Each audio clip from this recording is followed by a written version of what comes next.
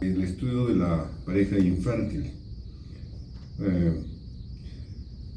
Pudimos decir algo sobre la OMS, sobre lo que define. Se define la salud sexual y reproductiva como una condición de un bienestar físico, mental y social en los aspectos relativos al sistema reproductivo, en todas las etapas de la vida, más o menos como el concepto de salud. Además, implica que las personas pueden tener una vida sexual satisfactoria, segura, que tengan la capacidad de tener hijos, tengan la libertad de decir si quieren tenerlos o no, cuándo tenerlos y con qué frecuencia pueden tenerlos. La OMS reconoce que la prestación de servicios de planificación familiar, incluidos los servicios de atención de la fertilidad, es uno de los elementos fundamentales de la salud reproductiva, reconociendo la importancia y el impacto de la infertilidad en la calidad de vida y el bienestar de las personas. La OMS reconoce la salud como salud reproductiva.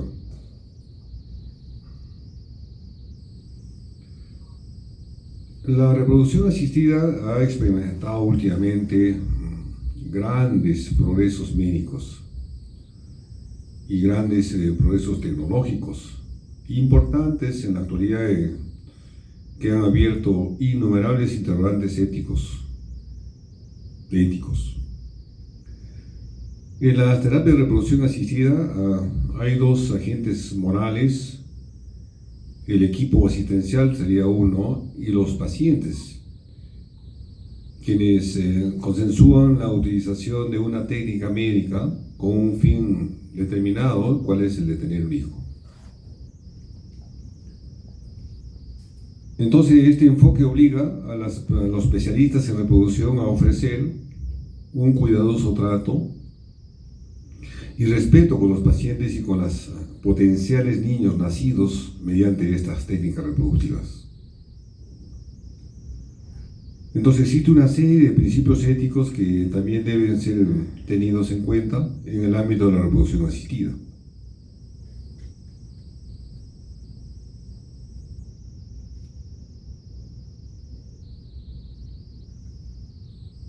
El delegado no está, ¿no? Que nos puedes ayudar. ¿Quién nos puede dar la mano con esto?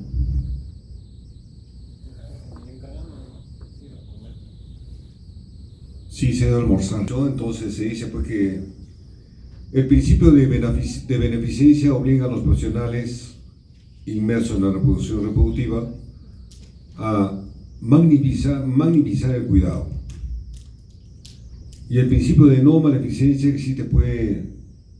exige evitar el posible daño a los pacientes y a sus posibles descendencias de estos pacientes. El principio de autonomía es otra parte, obliga al profesional o profesionales sanitarios a respetar el derecho de la autodeterminación de los pacientes, guiados por sus deseos, preferencias y valores de cada paciente. Y el principio de justicia persigue un trato equitativo y no discriminatorio y una adecuada gestión de los recursos. O sea, hay pacientes con solvencia económica aceptable y otras que no tienen la satisfacción que podrían conseguir con el logro de un embarazo. Estos principios éticos pueden tener en conflicto, por lo que necesitan ser ponderados con prudencia.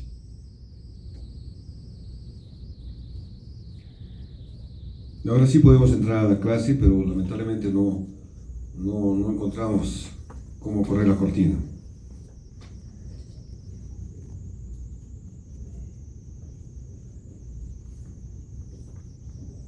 Es una falla técnica que no está a nuestro alcance para poder resolver esto. La Sociedad Americana de Medicina Reproductiva, la ASRM, entonces define la infertilidad como una enfermedad del sistema reproductor. Se considera como una enfermedad del sistema reproductor, definida como la incapacidad de lograr un embarazo clínico, por supuesto, después de 12 meses o más de relaciones sexuales no protegidas. Pero este criterio no puede ser igual para mujeres más de 35 años. Ustedes saben que la reserva ovárica se va agotando a medida que la paciente avanza en su edad cronológica. Entonces, para estas mujeres podemos definir que infertilidad sería en mujeres menores de 35 años y 6 meses en mayores de 35 años, o sea, para mujeres menos de 35, 12 meses de una observación sin protección, y 6 meses para mujeres más de 35 años. La prevalencia, como ustedes observan ahí, alcanza entre el 10 al 15% de las parejas de la población en edad reproductiva. Algunos conceptos que tenemos que recordar. Fertilidad, ¿qué cosa es fertilidad? Entonces es la capacidad de concebir en un lapso definido.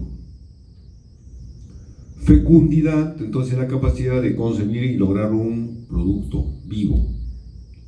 Esterilidad es una condición irreversible o absoluta. Esterilidad, o sea, que no tenga ovarios o que no tenga espermatozoides, es una condición irreversible.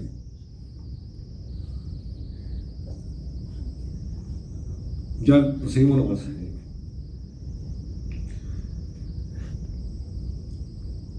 Otro concepto es la fecundabilidad. Entonces, ¿qué cosa es fecundabilidad? Es la probabilidad de que en un solo ciclo se produzca el embarazo. Entonces, si por ahora tiene su única relación al año y ha tenido relaciones sexuales y queda embarazada su esposa, entonces pues hablamos de una fecundabilidad. En la población general se ha estimado que el 85% de las parejas habrá concebido al cabo de un año de actividad sexual regular sin protección. Esta posibilidad acumulada aumenta a un 92% al cabo de 2 años y un 93% al cabo de 3 años. Siempre hay un porcentaje, como ustedes están viendo, que prácticamente ya tienen problemas de infertilidad. Y la fecundidad es el índice de fecundidad, es la probabilidad de quedar embarazada en cada ciclo de exposición sin protección anticonceptiva en pacientes menores de 35 años. No se olviden que el pronóstico reproductivo en una mujer más de 35 años pues es distinto a la de una mujer menos de 35 años. Acá observamos una curva, como es la curva a medida que pasa la edad de la paciente. El porcentaje de fertilidad máxima está por alrededor de 30 años, como ven en la curva oscura, y hay un descenso marcado a partir de los 34, 35 años, y prácticamente a los 44 años ya es cero. Pero por otro lado vemos que la tasa de abortos se incrementa a medida que tiene una edad mayor la paciente. La tasa de abortos es, podríamos decir, es distinto a la edad en el grupo etario entre 24 y 30 años, a la de uno de 39 o 40 años, donde es alta la tasa de abortos. Probablemente esté relacionado a la calidad de los óvulos o a la calidad de los embriones que terminan en este destino fatal. ¿Cuáles son los objetivos de la pareja infértil? Entonces uno es identificar y corregir las causas concretas de la infertilidad. Proporcionar información exacta y desterrar ideas erróneas. Promover un apoyo emocional a la pareja, porque estas pacientes vienen de médico en médico con una carga emocional altísima. Y dar una orientación y mostrar siempre alternativas. Siempre hay una alternativa de solución para este tipo de pacientes. Ahora, ¿cómo hacemos el abordaje de la pareja infértil? Tenemos que realizar una historia clínica detallada y un adecuado examen clínico. el momento en que hacemos la entrevista o la historia clínica, entonces tenemos que, desde el inicio, establecer una adecuada relación médico-paciente. Siempre mostrar atención a lo que nos dice, respeto y atención sobre todo a lo que nos dice. Y no decir que nos diga, porque esta paciente, como digo, vienen de médico en médico, entonces no podemos cortar su inquietud, por lo cual es el motivo de la consulta. Proporcionar información pertinente respecto a la técnica de la producción médica. Dedicar tiempos a resolver dudas y preguntas. O sea, siempre tenemos que dedicarnos a, y señora, ¿alguna pregunta más? ¿Algo más que nos pueda, no esté claro? Procurar un ambiente con calidad de atención y satisfacción del trato recibido. Entonces, en la anamnesis vamos a consignar la enfermedad actual, las gestaciones, los antecedentes de gestaciones, abortos, partos o alguna complicación que haya podido tener la paciente en unos antecedentes obstétricos, cómo es su ciclo menstrual en cuanto a la duración, a los días, a los ciclos, si son ciclos cortos, ciclos alargados, la cantidad, etc. También investigar el factor coital, y probablemente puede haber algunas disfunciones sexuales. Tenemos que investigar esta situación a ambos. La paciente generalmente viene acompañada de su esposo o de su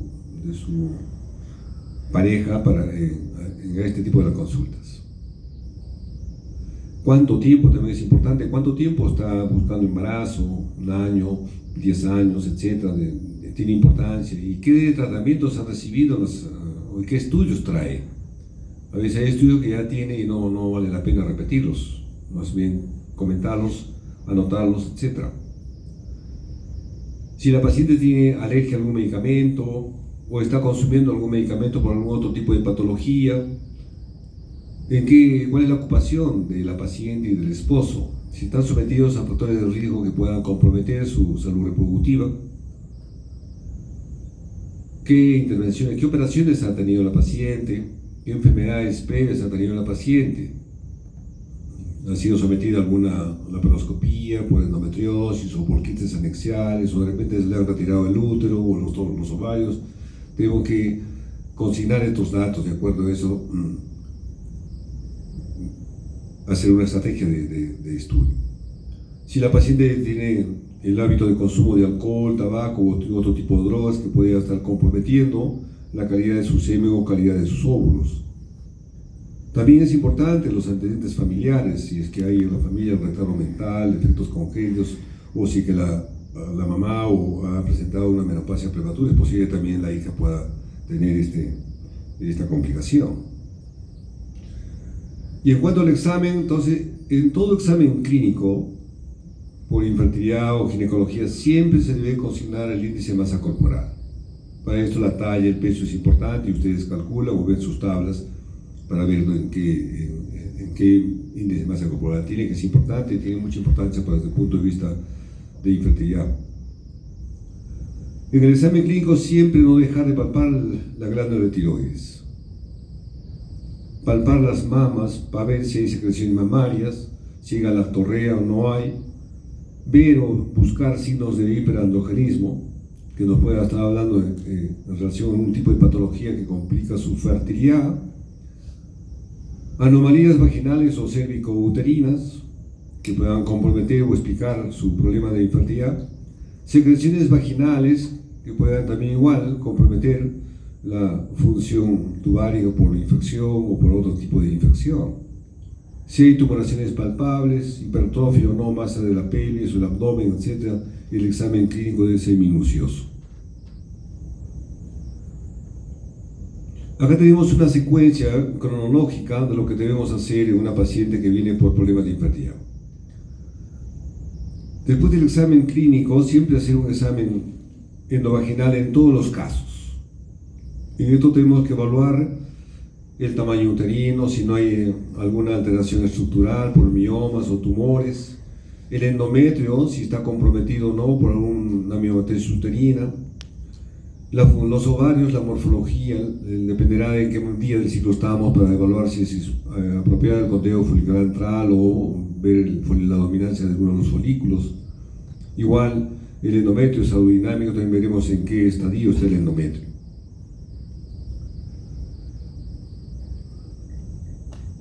Realizar la ecografía basal en el conteo de folículos centrales y el monitoreo folicular. Esto se hace entre el segundo y tercer día del ciclo.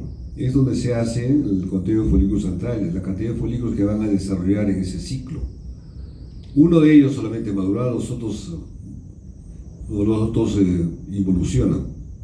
Pero si nosotros estamos en un programa de estimulación ovárica, podemos hacerlos madurar todos estos folículos programados para este mes. El perfil hormonal igualmente se hace en el tercer día del ciclo menstrual. Ver cómo está la FSH, LH, estradiol y otro tipo de hormonas que nos van a ayudar a hacer un screening de algún tipo de patología que pueda estar comprometiendo o explicando el problema de la consulta de la paciente. El dosaje de la progesterona se hace entre el 21 y 22avo del ciclo. Y el perfil laboratorial, pues siempre se pide hemoglobina, hematocrito, grupo sanguíneo, glucosa, creatinina, examen de orina, HIV, PRL, hepatitis, etc. Clamidia también, por supuesto, porque hay muchas patologías que pueden ser clínicamente sanas, pero tienen esta infección por clamidia y pueden ser un dosaje de inmunoglobulinas. Otro estudio es la histerosalpingografía, es un estudio radiológico que habíamos dicho al empezar el curso, que nos permite evaluar la cavidad endometrial y la permeabilidad de las trompas uterinas. La histerosonografía es para ver la cavidad endometrial. Nos descarta la presencia de pólipos o miomas submucosos, sinequias, cualquier situación que pudiera ocurrir. El espermatograma también, el espermocultivo. Siempre pedir el espermatograma y un espermocultivo. Hay pacientes que vienen por problema masculino que pueden estar cursando con una infección que compromete la motilidad, la concentración, etc. de los espermatozoides. Es lo mismo que le hemos referido a las fechas, en qué ciclos, en qué días se piden los estudios que les he mencionado. El abordaje de la pareja infértil tenemos que hacer con estudios por factores. Hay que ver el factor ovárico, hay que ver el factor tuboperitoneal, el factor uterino, el factor cérvico-vaginal y el factor masculino. Empezaremos entonces como el factor endocrino ovárico. Cualquier desequilibrio en el eje hipotálamo, hipófisis ovárico, origina pues una disfunción gonadal. Hay un desorden hormonal, ovulatoria por supuesto. Esta alteración puede estar a nivel del desarrollo, de la maduración o de la liberación del óvulo maduro.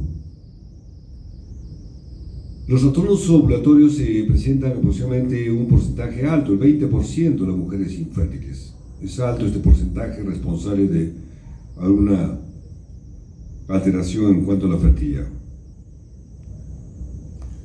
Entre las causas, las principales causas del factor endocrino ovárico tenemos pues el síndrome de ovarios poliquísticos.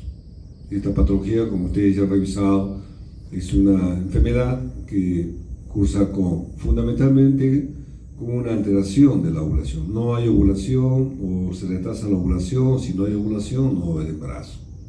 Además que tiene otras trascendencias en toda la economía de la paciente. La menorrea hipotalámica, entonces está en un 10%, la hiperprolactinemia en un 10%, la falla ovárica prematura también en un 10%. Pero también en este rubro, de los factores endocrino ováricos, también debemos considerar la depresión o el estrés, la desnutrición, el ejercicio excesivo, el uso de antipsicóticos, la anorexia nerviosa, la bulimia, la pseudociesis, problemas como el craniofaringioma, infecciones por HIV u otro tipo de patología, el síndrome de Kallmann, tumor hipofisiario, el síndrome de Chiari, o sea, todas estas situaciones causan como un factor endocrino ovárico que tiene que considerarse en el tratamiento. La ovulación es un factor importante para determinar, para hacer un esquema de recomendar si es que es por relaciones sexuales, debe precisarse los días fértiles en que debe tener relaciones sexuales por coito natural o ciclo natural. O porque si es por fertilización asistida, igual tenemos que recomendar el coito programado o el problema de inseminación de acuerdo a la ovulación, en el ciclo natural. Entonces el ciclo menstrual es importante. Hay varios métodos para determinar la ovulación. Uno es la temperatura basal, es la más económica, constituye un método simple y económico para evaluar la función ovulatoria. Entonces, una curva de temperatura basal bifásica. Ustedes saben que en la fase estrogénica la temperatura se mantiene y cuando se produce la ovulación rápidamente asciende entre 0.5 y más, quizás que es en forma sostenida, que nos dice entonces que sí ha habido ovulación.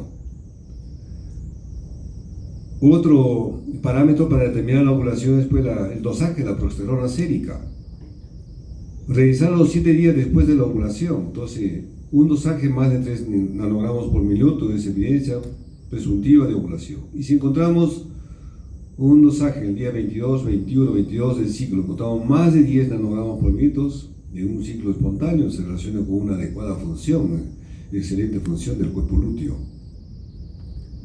Otro es el pico de LH, que indica 36 horas después va a ocurrir la ovulación. También podemos determinar la ovulación por una ecografía endovaginal. Si nosotros hacemos un seguimiento ecográfico, podemos hacer el 8º día, al 12º día, al 14º día, entonces tenemos que el folículo dominante va creciendo y va a llegar un momento en que se produce la ovulación, fácilmente reconocible por ecografía, líquido libre laminar en cavidad, la dimensión del tamaño del quiste dominante, el Doppler, le aplicamos el Doppler, rápidamente se nos pinta, hay parámetros clínicos que nos permiten decir que sí ha ovulado la paciente. Y ahora pues otro método, la laparoscopía, nos está viendo directamente lo que ocurre en el ovario. También puede haber otros factores hormonales que, si están con una disfunción, cursan con infertilidad. Problemas tiroideos, problemas de hiperprolactinemia, problemas de hiperandrogenemia, resistencia a la insulina o síndrome de resistencia a la insulina, síndrome metabólico, definitivamente alteran la función endocrina en ovario. Veamos ahora el factor tubo peritoneal. Se refiere a las trompas uterinas, su relación de las trompas con los ovarios y el peritoneo. Esto puede ser alterado, o en qué momento se puede ver alterado este factor tubo peritoneal, sobre todo en episodios de enfermedad inflamatoria pélvica. Cuanto más episodios de enfermedad inflamatoria pélvica, se ensombrece más el pronóstico de esta alteración. También se puede ver en cirugías previas y complicadas, antecedentes de ser operada por una apendicitis complicada con peritonitis, operadas de anexitis, de abscesos tubováricos, de miomatosis uterina. La operación más adherente, más adherencial, o sea, la operación ginecológica que da más adherencias en ginecología es la miomectomía. La miomectomía. Anomalías congénitas, tumores. Y los métodos de diagnóstico, ¿cómo determinamos si este factor tubo peritoneal está alterado? Fundamentalmente por la radiografía que le hemos mencionado anteriormente, la histerosalpingografía. Es un procedimiento radiológico que nos permite evaluar la cavidad del endometrio y la permeabilidad de las trompas. Y no solamente la permeabilidad, sino la relación que existe la trompa con el ovario, ¿no? Si nosotros encontramos una trompa cefalizada hacia arriba o hacia abajo y el ovario está a esta altura, entonces, por más que la trompita esté permeable, entonces no tiene una buena relación fibrio-ovárica. Y eso nos determina la radiografía, la histerosalpingografía. La faloscopía y la laparoscopía también son procedimientos que nos van a ayudar a evaluar el factor tubo-ovario. Acá tenemos la laparoscopía. La laparoscopía es un procedimiento quirúrgico que puede ser diagnóstico o quirúrgica y nos permite ver como ustedes ven. Entonces acá vemos un endometrioma, y hay liberación de un contenido oscuro típico de un endometrioma. Entonces también nos permite resolver en ese mismo momento. Si nosotros estamos por una laparoscopía diagnóstica y encontramos eso, nos permite resolver en ese mismo momento lo que encontremos, si está alterado el factor tubo peritoneal. Obviamente este quiste endometriósico es consecuente de una enfermedad inflamatoria que es la endometriosis, y la endometriosis tiene muchas adherencias.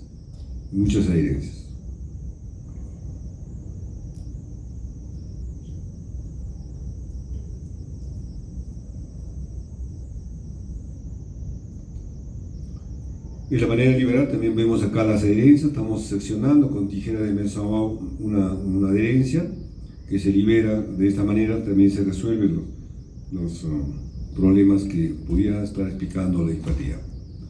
Veamos ahora el factor uterino. En este rubro están comprendidos generalmente las malformaciones congénitas, distorsiones anatómicas del cuerpo uterino, tumoraciones, adherencias.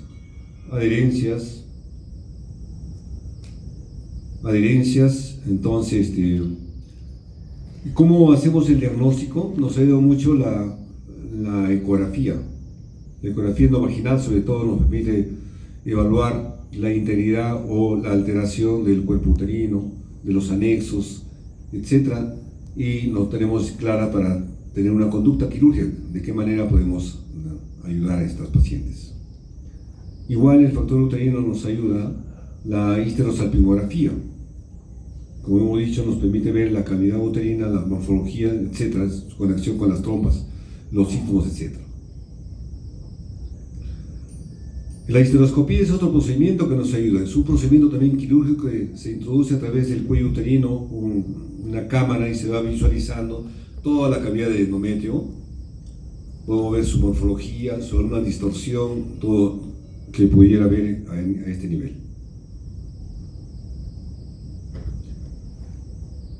La biopsia del endometrio es importante. Si nosotros hacemos un procedimiento de una histeroscopía, nos permite no solamente evaluar la cavidad endometrial, nos permite resecar pólipos, tomar biopsias, dejar libre la cavidad, resecar sinequias. A veces hay la pared anterior está pegada con la pared posterior, entonces nos permite disecar las sinequias. También es un procedimiento ambulatorio de mucha utilidad en lo que es infertilidad. Y si estamos haciendo como la laparoscopía, también la cromotubación nos ayuda para ver la permeabilidad. En plena laparoscopía, nosotros al ayudante que está sentado manipulando el cuello uterino, le decimos que infiltre azul de metileno a través del cuello uterino y se va a colorear las trompas, sale por la cavidad peritoneal, o se abomban las trompas y nos permite también canalizar por vía laparoscópica. Podemos canalizar a través de las trompas, ponemos unos catéteres y podemos liberar, permeabilizar las trompas uterinas. Y la histerosonografía es un estudio ecográfico, donde igual introducimos a través del cuello suelo fisiológico, a veces 8 o 10 centímetros cúbicos, y tomamos una ecografía y se dibuja toda la cavidad endometrial. Y si está ahí un pólipo, se ve el pólipo nada, ¿no? Eso es de mucha utilidad para el diagnóstico, sobre todo. Y lo que resuelve acá es la histeroscopía.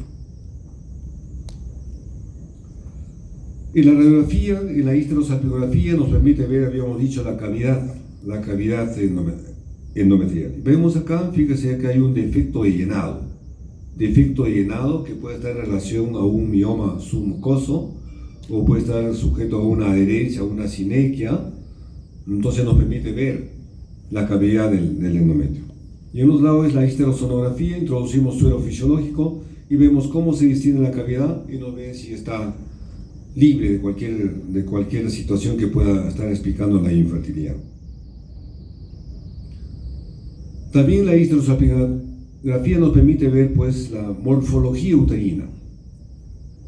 Entonces la permeabilidad tubaria, habíamos dicho, si hay hidrosalping, si hay salpingitos o adherencias, y el canal Endocervical también podemos verlo en la histerosalpingografía, como están viendo en la radiografía. La presencia de malformaciones, en este caso vemos dos cavidades endometriales, que también nos hace el diagnóstico de este método de la histerosalpingografía. Igual nos vemos también, la cavidad endometrial nos permite ver si es que hay alguna otra alteración. Dentro de las anormalidades también podemos ver pues, que las anomalías uterinas se observan en el 30% de mujeres infértiles. Vemos acá dos cavidades endometriales, uno con un saco gestacional, otro con un endometrio secretor. Son dos cavidades endometriales. Y puede quedar embarazada. El problema es de que estos cursan con abortos, partos prematuros, pérdida recurrente en la gestación. Si el embrión se implanta en el tabique que está en el centro, lo más probable que ocurra con estas complicaciones. Si el saco gestacional se implanta en la pared uterina, donde hay mayor vasos nutritivos, entonces la evolución es distinto y favorable en el caso de la gestación.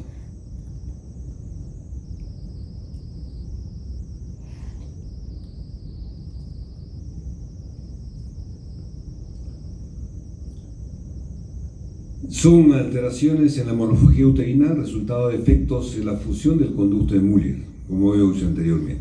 Pero acá estamos viendo otro tipo de patología, la miomatosis uterina. Los miomas que están por fuera del endometrio y son pequeños no causan ningún problema con la fertilidad.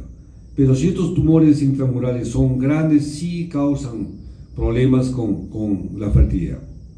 Pero los miomas, por más pequeños que sean, que están dentro de la cavidad, como este caso, sí son causa de infertilidad. Esta es una histerosonografía, fíjense cómo se dibuja el mioma nítidamente. Entonces también podemos tener la conducta donde está implantado, en este caso en la cara posterior. Ahora, ¿cuál es el mecanismo de infertilidad? ¿Por qué la pérdida recurrente de gestaciones en estos pacientes que cursan con malformaciones uterinas?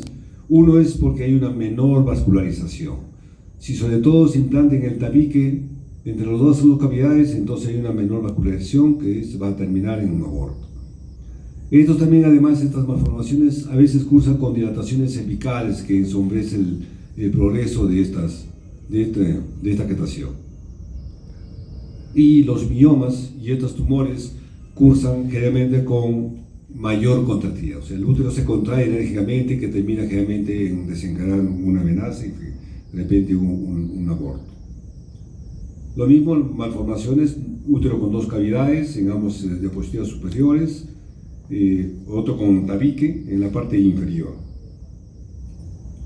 Una clasificación, no lo tocamos ahora. El otro es el factor cervical. El factor cervical está relacionado con el moco cervical. Ustedes saben, cuando están poniendo el espectro, ustedes quieren ver si es que está en los días fértiles, también el moco nos ayuda. La filancia del moco, uno estira entre los dedos, la misma paciente a veces lo dice, su moco es filante, o ustedes cogen una pieza de Bosseman, entonces cogen un poco de moco y distienden y se forman como un hilo. Esa es la filancia o esquema que favorable, eso es un buen indicio de que la paciente está ovulando, periovulatorio, recomendable para algún procedimiento ya sea de coito dirigido o inseminación.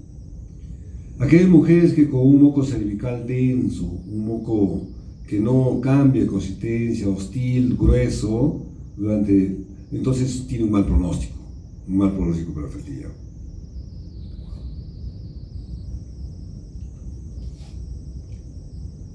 La incidencia de infertilidad está alrededor del 5 al 10%. Entonces, en el factor cervical tenemos que ver también que puede haber patología anatómica, puede haber sinequias de cuello uterino, a veces han sido sometidas a una colonización, el cuello se obstruyó, no pasa el histerómetro, o cirugías en este nivel que han quedado sinequiadas con cicatrices, o a veces les han cauterizado el cuello, antes se cauterizaba por una lesión en el cuello, ahora ya no se hace, pero sí vienen todavía las pacientes con el cuello conizado o irradiado. entonces puede haber patología anatómica. También puede haber algún factor de endocrino que pueda tener su repercusión en este nivel. Puede haber infección en el cuello uterino, sobre todo la gonorrea, la clamidia pululan en este nivel. Puede haber problemas inmunológicos o puede haber también algún medicamento que esté tomando la paciente. Entonces todo esto lo investigamos en el momento que estamos poniendo el espéculo. En cuanto a la anatomía y fisiología del cuello uterino, podemos decir que el endocervix mide más o menos 2.7 centímetros de longitud. Hay una capa mucosa con unos pliegues múltiples, como criptas. El epitelio es cilíndrico, con múltiples invaginaciones o criptas. Y el 95% de estas células son secretoras y el 5% son ciliadas. En este lugar los espermatozoides se capacitan, o sea, mejoran, se nutren, en otras palabras, a nivel del cuello cervical. Acá se capacitan y toman vigor y ascienden hacia su destino. Alteraciones cervicales, puede haber pues mucho, agenesias, hipoplasias, etc. Fibrosis quística altera el moco cervical, infecciones, como pueden ver en el espectro, y pueden tomar muestras, pueden tomar muestras y dar tratamientos después. El estudio integral del cervix consta entonces, el paciente no solamente viene por efectividad y ahí acabó, no, tiene que dar un manejo integral.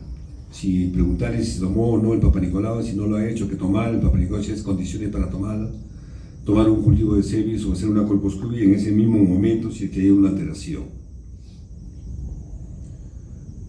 El factor masculino.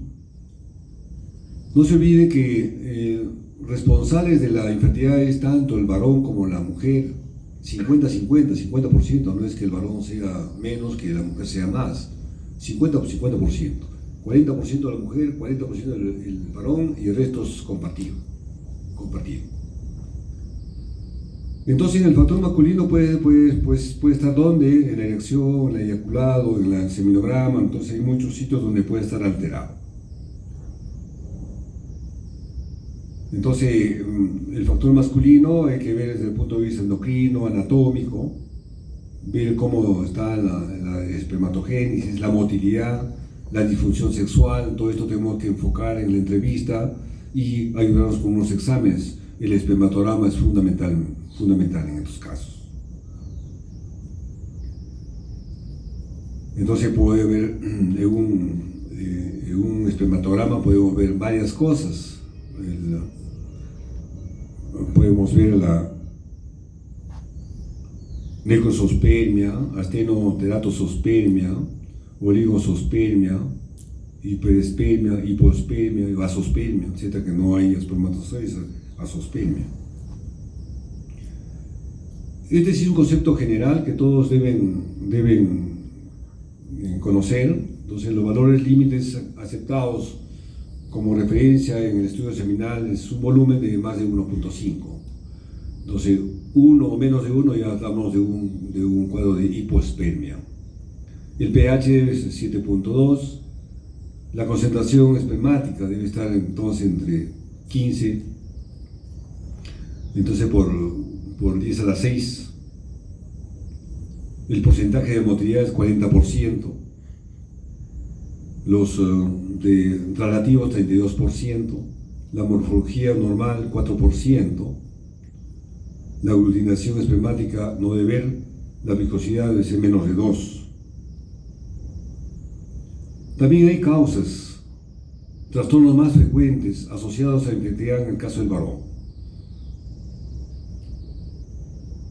El que tiene más relevancia por su frecuencia es el varicocele y es frecuente en el varón. Es responsable del 37% de la infertilidad masculina. La infertilidad idiopática, 26%. La insuficiencia testicular, 9%. La obstructiva, 6%. La criptorquidia, 6%. Hipospermia, 5%. La aglutinación de esperma, 3%. Y otras causas, 6%.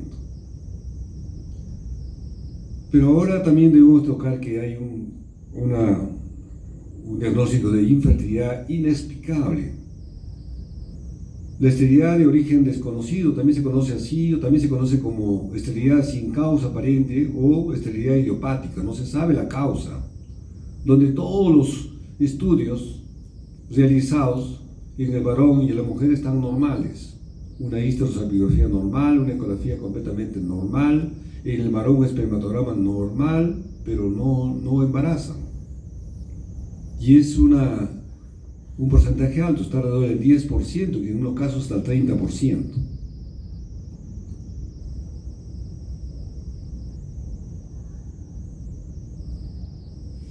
Entonces no se consigue explicar cuál es la razón de esta causa.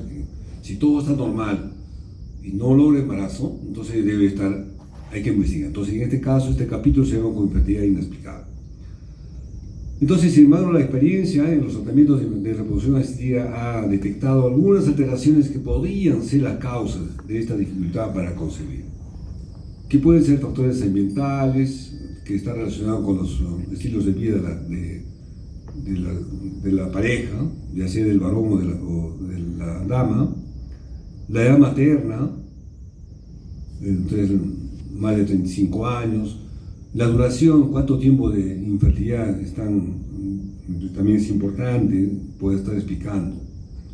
Entonces hay alteraciones genéticas en los espermatozoides. También hay alteraciones cromosómicas en los óvulos. Alteraciones en el embrión, falla de implantación. Esto no se puede detectar con estudios así en consulta externa. Estos son estudios más sofisticados que se puede encontrar realizando estos estudios. Entonces, las posibles causas de infertilidad inexplicable pues están las anormalidades anatómicas, defectos de la fase lútea, disfunción de la prolactina, anormalidades de los ovocitos, función espermática alterada, el síndrome del folículo uterinizante no roto, el síndrome de folículo vacío, la endometriosis oculta, factores inmunológicos, factores emocionales y psicológicos que también voy a estar explicando. Son muchos factores que están comprometidos en este rubro de la infertilidad inexplicable.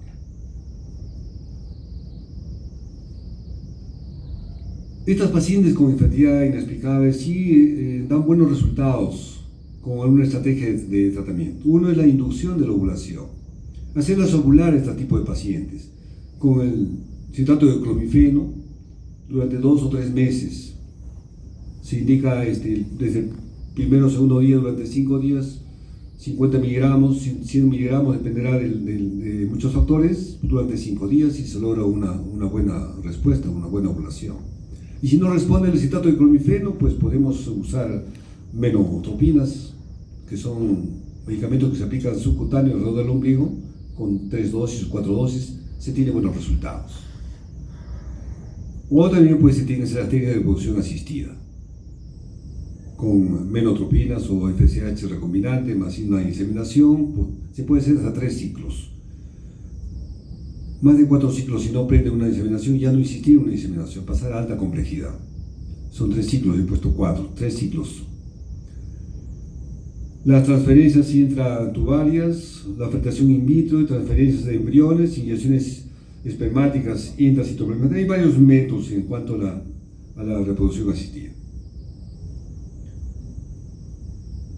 Este es un esquema donde dice cómo se hace una inseminación intrauterina.